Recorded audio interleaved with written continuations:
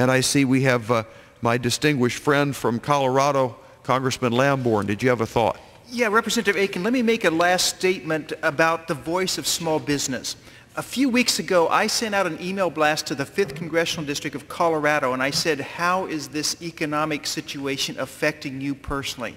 And my heart went out to the replies and the angst that I heard from small business and individuals. For instance, Carol, a bookstore owner in Leadville, Colorado, she's going to have to lay off 2 or 3 of her 4 part-time employees.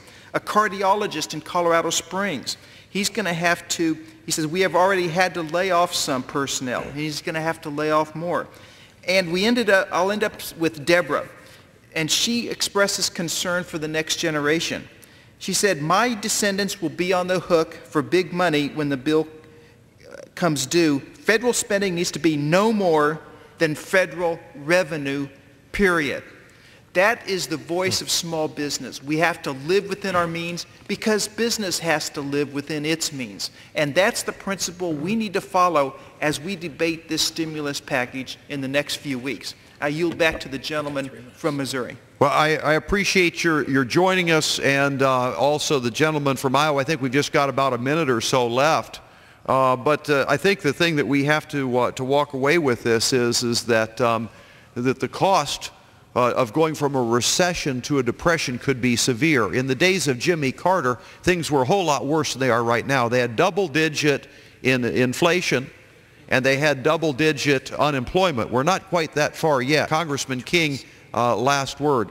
I thank the gentleman from Missouri. I'm watching the clock closely. I wanted to put a quote into the record here that I had not seen before just a couple of days ago. It's from Dr. Adrian Rogers, who said, "You cannot legislate the poor into freedom by legislating the wealthy out of freedom. What one person receives without working for, another person must work for without receiving. The government cannot give to anybody anything that the government does not first take from somebody else. When half of the people get the idea that they do not have to work because the other half is going to take care of them, and when the other half gets the idea that it does no good to work because somebody else is going to get what they work for, that, my dear friend, is about the end of any nation. You cannot multiply wealth by dividing it." I yield back. Well, it sounds to me a little bit like what the French philosopher Bastiat, he was a legislator, wrote. He called it institutionalized theft. If a thug hits you on the head and takes your wallet, we call it stealing. But what happens when the government takes money that legitimately it should not be taking? And we call that institutionalized theft, or sometimes socialism. Thank you very much, gentlemen, for joining me. I really hope that this has been informative. Thank you, Mr. Speaker, and I yield back.